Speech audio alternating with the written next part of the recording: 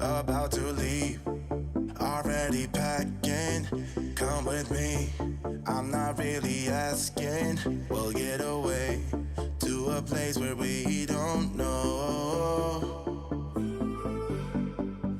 About to see the world in action, what we can be, life with no distractions. We'll get away, this is what we waited for.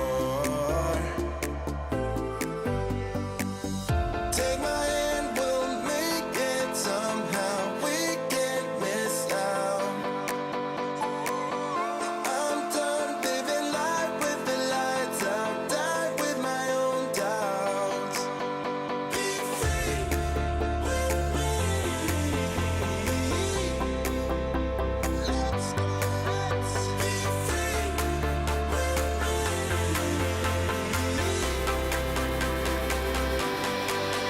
Be free.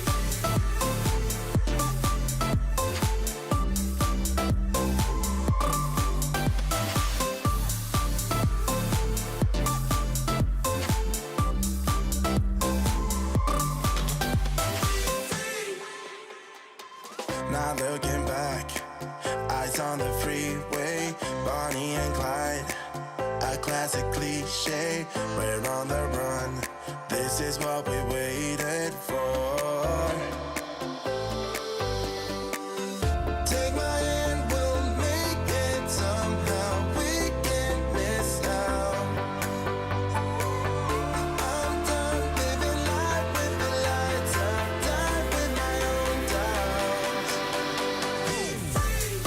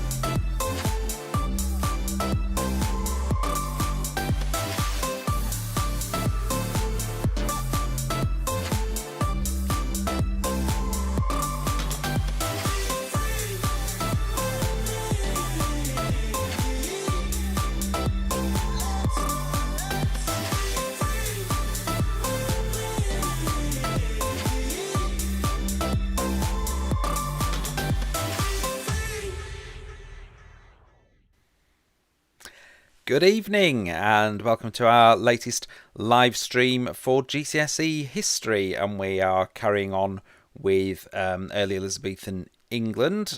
We've had a few sessions on this so far. If you've not seen them, you can get them at 222/live down below me there, and they're all available there, our previous sessions and also last terms on Germany.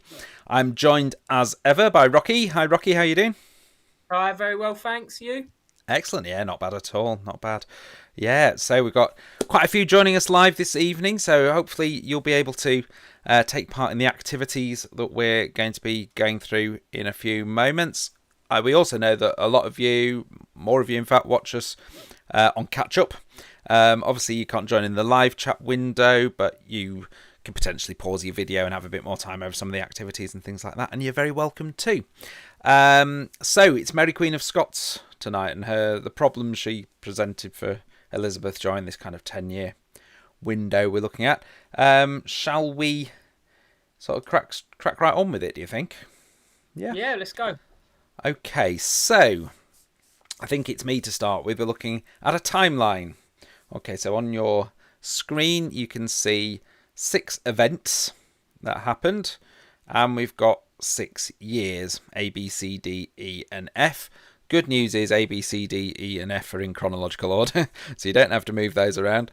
We know when they came. But what you need to try and do is link a letter with a number. So in other words, you're sort of jumbling up those events on the right hand side of the screen to get them in the right order. So if you know, for example, when Mary married Prince Francis of France, then you could link the letter and the number. I have to say there might be a clue in there. Just giving that one as perhaps a good one to have a look at. Okay, so we haven't got a clock or a timer on this one, so we'll just give you a couple of minutes to have a look at it and see what you think. You don't have to do them all. You don't have to get them all, have worked them all out. If you think you know one, type it in. Obviously, if you think you know all of them, type those in as well. We'll solve the wall in a minute.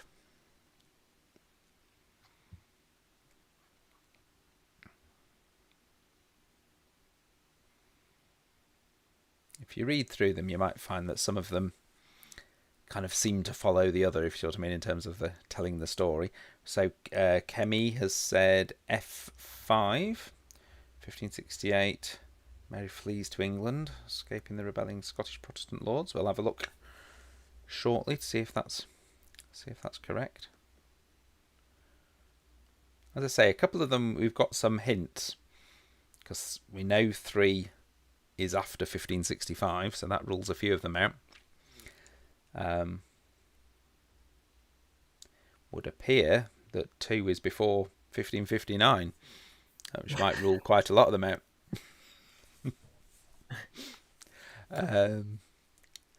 So Anonymous has come forward with A2 and B4. Okay. We'll see if you're right shortly. Just give you one more minute just to see if anyone wants to suggest any more. Any more for any more. Idea of working some of these out. The little things that can give you a sort of clue about the order. So if, you know, the Scottish Protestant lords rebelling against Mary might be before Mary fleeing to England to escape the Scottish Protestant lords, for example. Shall we have a look? So well done, some good answers in there, some good responses.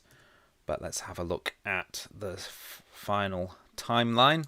So absolutely Anonymous, you were right with A2. Mary Prince Francis of France in 1558. We also had Anonymous with B4. Well done. Very good. You got the second one too. Just looking at other people's answers before I do it. Yeah, Kemi was right with F5. And just filling in the gaps in the middle there, we've got Mary returning to Scotland after the death of Francis. So again, you could have worked that one out at least. You know, it couldn't have been the first one. For example, couldn't have been before 2. And yeah, again, we've got 3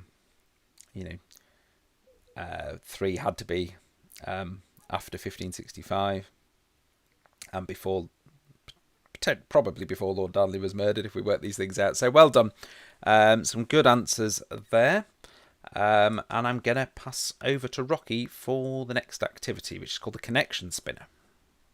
Thanks, Duncan. Evening, everyone. Hope you're well. So yeah, the next event's the Connection Spinner. So basically what you'll see on the screen are a series of different issues or problems or dilemmas facing Elizabeth in relation to sort of Mary, Queen of Scots.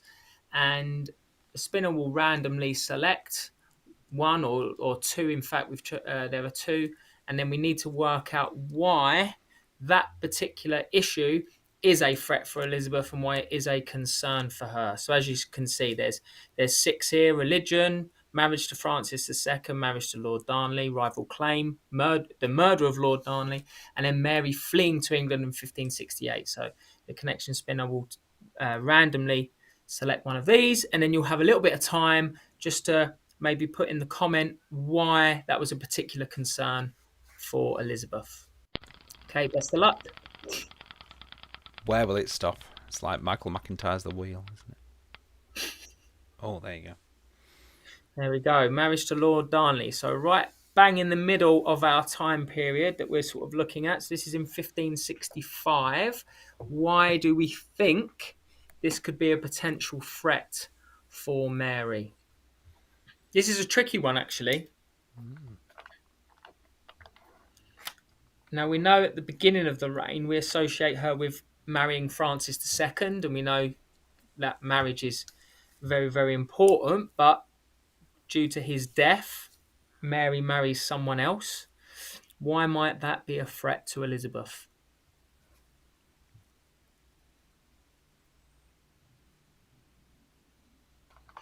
Doesn't have to be in full sentences. I see we've got a response from Kemi. This marriage leads to Mary having her son James, who also became an heir to the throne. Excellent. Well done. Very good. Shall we see what you put? Yeah, let's go. But that's definitely a very good answer, Kemi, and ties in with what I've written. So Darnley himself actually has a distant claim to the throne as well. So once you have Lord Darnley, I think they're distant cousins. Once you have Lord Darnley and Mary Queen of Scots marry, that cements a claim to the throne. The birth of James creates an heir, and we know that with Elizabeth not being married and not having an heir to the throne, that creates this power vacuum. So at this point, 1565, the marriage, and then 1566, the heir to the throne, it creates more stability. And we know because Mary is a rival and is a legitimate heir to the throne, and many English Catholics support her, this seems like a stable direction in which to take the English kingdom. Well, for some English Catholics anyway. But yeah, excellent answer, Kemi. Okay, what's next?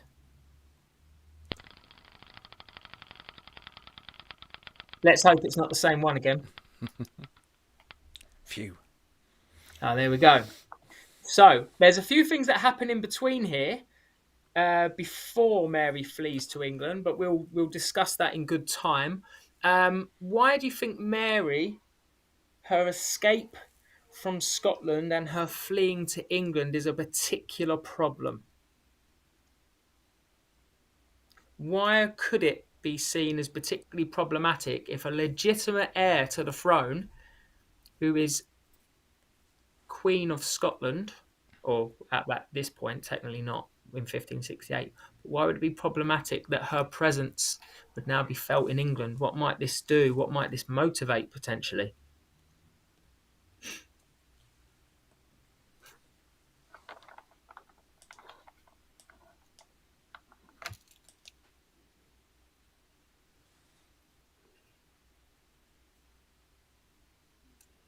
We've got another. So the idea she could become queen reminded Protestants of the reign of Mary I from Kemi, and in Gray, English Catholics may become rebellious if Mary is in England. Okay, superb.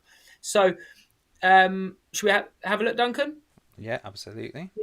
These are good answers, absolutely. So you've got following rebellion in Scotland, Mary flees, and then having a Catholic legitimate heir to the English throne, Gray spot on, might motivate English Catholics. I always use this expression, a rallying point. Mary, Queen of Scots, becomes a rallying point for English Catholics.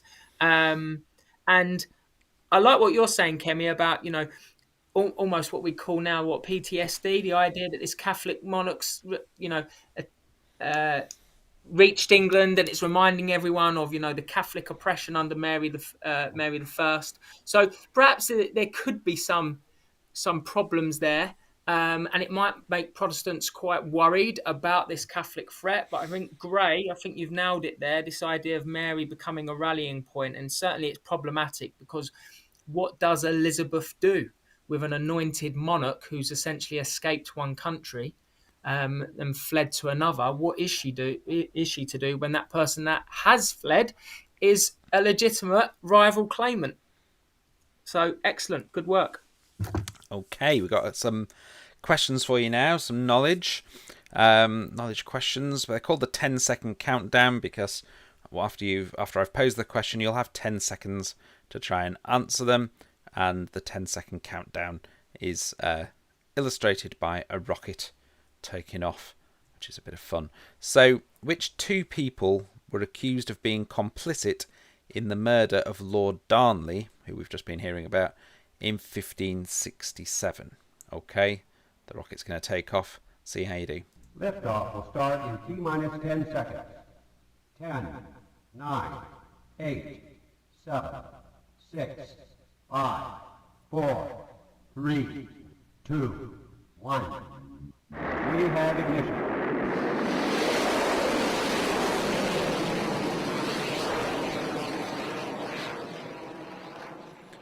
Okay. So it goes quite fast, doesn't it, that 10-second countdown? I don't know whether people are perhaps typing carefully. Oh, right. Yeah, Gray's come in. Mary Queen of Scots and the man she was having an alleged affair with. Do we know who that man was? Mary Queen of Scots. And yeah, very good, yeah. And Lord Bothwell, I think. And Anonymous has got Mary Queen of Scots. I think we'll perhaps explore the other part of that answer in a moment, because I think the next question may pertain to that. What made the supposed guilt of Mary and Bothwell even more obvious? Okay. Liftoff will start in T-minus 10 seconds. 10, 9, 8, 7, 6, 5, 4, 3, 2, 1. We have ignition.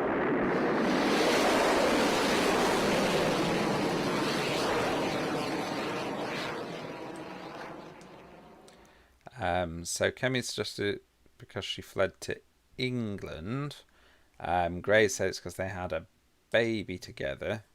Well, I mean, Rocky may add to this, but they married each other pretty quickly after Darnley's death.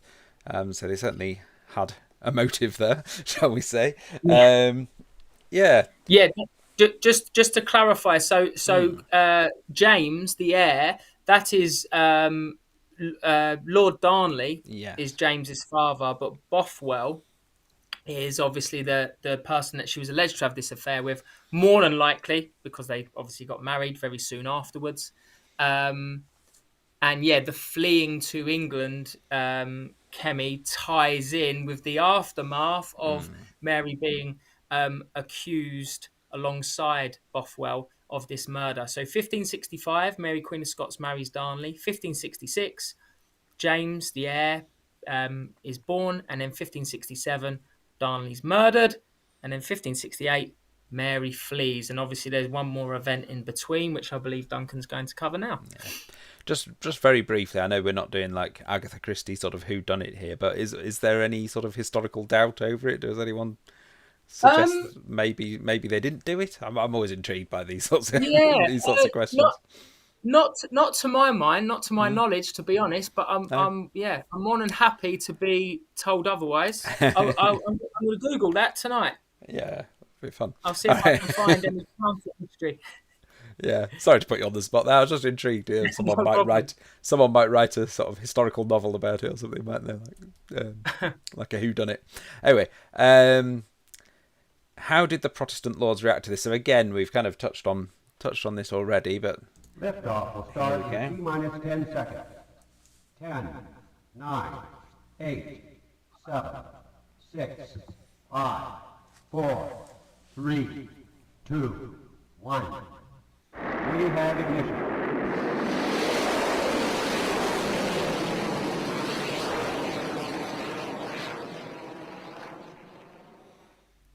Okay. Gray's put they made her abdicate. Yeah, they began, absolutely, you're right, they began rebelling from 1567. They forced her to abdicate. They imprisoned her and they made her baby the king. Which is, normally seems like a pretty strange thing to do in a way, doesn't it? Yeah, well, this is how they know they'll have full control over the direction of Scotland. This is why actually James he eventually does replace Elizabeth in 1603. Spoiler alert! Sorry, I don't know if you knew that. Of course you do. But yeah, he's raised the Protestant and continues Protestantism in England when he becomes king in 1603. But yeah, spot on, Gray. There's they force her to abdicate. They imprison her. There is some fighting. I believe Mary Queen of Scots manages to assemble an army, and there's a big conflict near it's near Glasgow. I think it's a place called Langside. But Mary's forces are defeated, and she flees to England in 1568. Good. So James would have been very young at this point, so presumably, others were really doing the job. Absolutely, yeah, Yeah, absolutely. yeah. Okay. I'll hand back to Rocky now for an activity called Stepping Stones.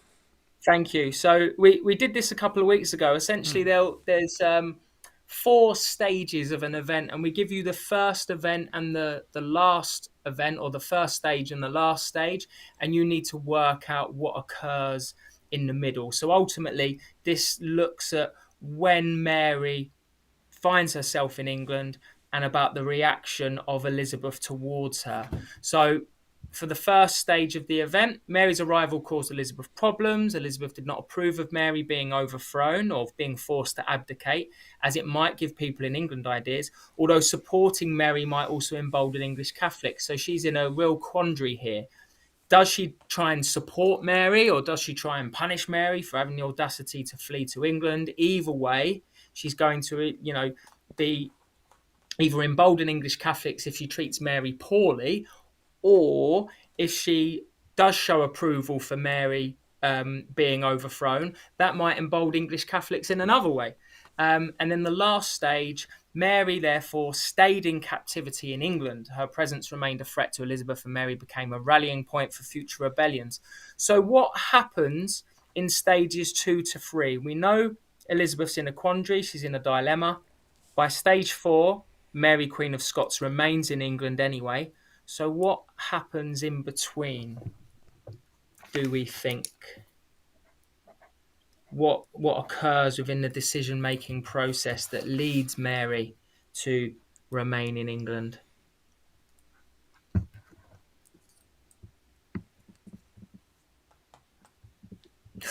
Good answer, Gray. This comes a little bit later. So we had Revolt of the Northern Earls. That comes 1569. Good one, though. Kemi, Parliament and a number of Privy Councillors call for Elizabeth to take action. Yeah, I think there is some pressure on Elizabeth to take action somewhat, although, here she clearly procrastinates. But I think at this point as well, some Privy Councillors are a little concerned about the reaction to the treatment of Mary, Queen of Scots, although certainly in the 1580s, by the time Mary, Queen of Scots is, for want of a better phrase, bumped off by Elizabeth, the Privy Councillors are, they've had enough of Mary's antics, even though she is held captive. But there are certainly people with opinions and with ideas. Shall we have a look at the next stage? Yeah, let's go. This is a tricky one. So there's a court held to see if Mary is guilty. The court itself, though, is hardly successful. They can't get a verdict simply because, A, Mary refuses to answer any questions, because how dare people question an anointed monarch? And secondly, people are worried again. Well, if we find Mary guilty, then what do we do? Do we send her back to Scotland and give her back to the Protestant lords and therefore, anger English Catholics? Or if we find her not guilty, do we allow her to run free to potentially cause more trouble further down the line for Elizabeth? So it's a tricky one. And stage 3 then? Basically what I've just said. I do love talking, apologies. But yeah, we get the idea of the dilemma that she's facing. So, Mary, game this, or the stepping stones, because Elizabeth is stuck between a rock and a hard place. She doesn't really know what to do, and therefore remaining in captivity seems like the best solution, because that way Elizabeth can keep an eye on Mary, and therefore she doesn't seem to be, taking sides either way. It certainly suits the Protestant lords. It suits Mary's relationship with Scotland, and it means that, the English Catholics, whilst they're unhappy with Mary being held captive, they can't accuse Elizabeth of anything untoward. So quite a tricky one, but very, very important. Really useful to see that kind of analytical chain of reasoning there as well, isn't it? As well as knowing the facts, if you can explain something in that sort of step by step way, it makes it so much clearer and demonstrates that you really understand it. So really useful Absolutely. to look at that. Yeah, especially for those 12 and 16 markers. It's vital. So we've got an activity now called 5, 4, 3, 2, 1. Now what happens with this activity is you have 2 minutes, and there's a bit of music for 2 minutes, where you need to come up with 5 of something, 4 of something, 3 of something, 2 of something, and 1 of something. You'll see what in a minute. You don't need to write them all down. Obviously, if you're watching on catch up, you could potentially give yourself more than 2 minutes, although 2 minutes is probably long enough. But if you come up with any of them, just pop them into the chat window, like those of you watching live. So if it's one of the 5, you could maybe put 5 and then say that. Obviously, if you want to try and get all of them, that'd be brilliant. And we've got some great contributors here today, so you may well do. So we've got 5 key dates from across the 1560s, obviously key dates relating to Mary, Queen of Scots, and her potential problems for Elizabeth. 4 reasons Mary remained a threat to Elizabeth. Mary's 3 husbands. 2 reasons why Elizabeth kept Mary in captivity. We may have already touched on one of those, at least one of those. And 1 rebellion that emerged as a consequence of Mary's arrival, which we may also, in the chat window, have touched upon as well. So I think, there's definitely going to be some right answers coming here. But let's start the tune. 5, 4, 3, 2, 1.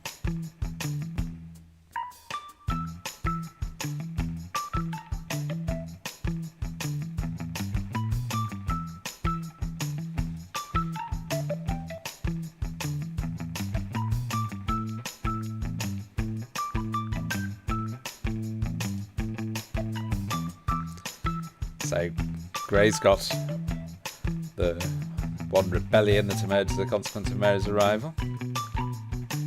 Well done.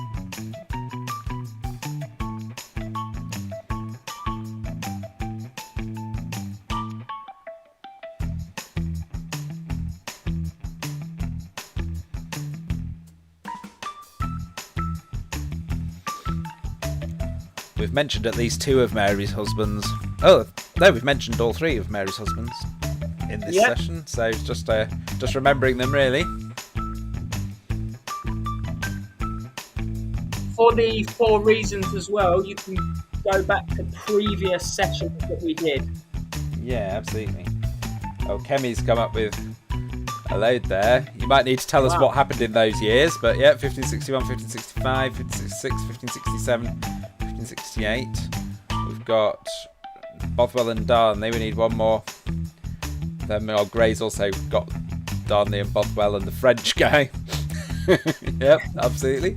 And we've got the Northern Rebellion. Well done. We've got religion as one of the reasons why Mary remained a threat to Elizabeth. Yeah. 5, 4, 3, 2, 1.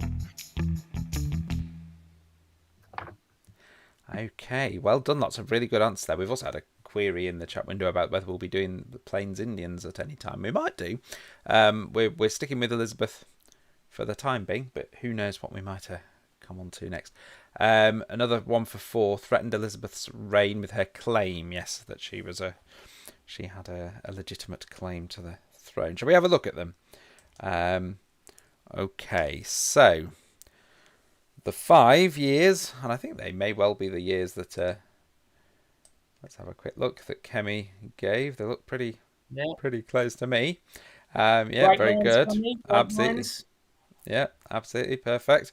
So, oh, sorry, I didn't mean to carry that on. Yeah, so we had 1561, Mary returning to Scotland, 1565, first marriage, 1566, Mary's son James is born, 1567, Scottish Lords rebel, 68, Mary fleeing to England. Now, I don't know if they were the same events you were going for there, Kemi. I mean, we've had other events. We could have potentially had some other years in there, so it's an amazing, amazing coincidence there. But well done. With the 4, we had some good ones here. The religion, someone said. So yeah, the fact that she was Catholic, the fact that she was legitimate heir to the throne, next in line to the throne. Also, we could have had she had her own heir, not her own hair. Although I think Elizabeth wore a wig, didn't she? Sorry, this is my silly humour. I do apologise. And she was in England from 1568. Sorry about my silly joke. Yeah, so she had her own heir from 1566, obviously, James, and being in England on hand is an issue as well. Okay, the three. A couple of you remember Darnley and Bothwell, but Francis was the French guy. Okay, Francis II, as he became Prince Francis previously. Then the two reasons why Elizabeth kept Mary in captivity.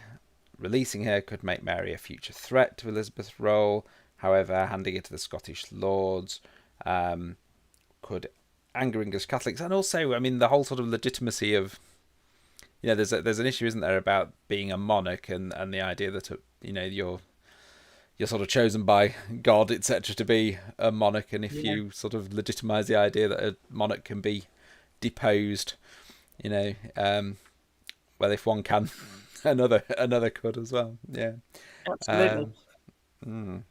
And then absolutely the revolt of the Northern Earls. Grey, well done with that one. I think that's our topic next time, isn't it? That's it. Yeah. Great stuff. Okay, I'm gonna hand back to Rocky now for an activity called Give Me Three.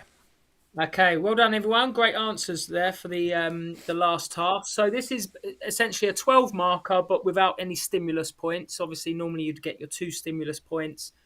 A paragraph. I mean, theoretically, you don't have to do paragraphs on those stimulus points, but why not? I think they're there to help you. So a paragraph normally on each stimulus point, and then a third paragraph that goes beyond the stimulus points, so you can access those top marks. But we're not giving you any stimulus points for this one. Gives you a bit of flexibility. So 3 reasons that Mary, Queen of Scots, was a threat to Elizabeth throughout the 1560s. Now, obviously, you're not going to be able to write a 12 marker in 30 seconds, but it may be a good way of just thinking across the decade, how and why does Mary become a different threat at different points? And again, you might want to draw on some other information from previous sessions. Okay, best of luck.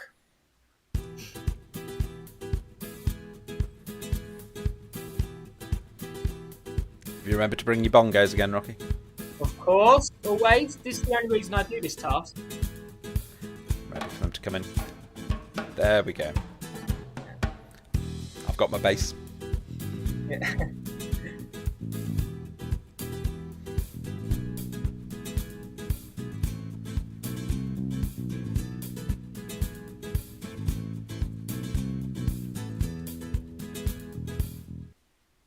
30 seconds Such an always abrupt goes so ending. fast, doesn't it?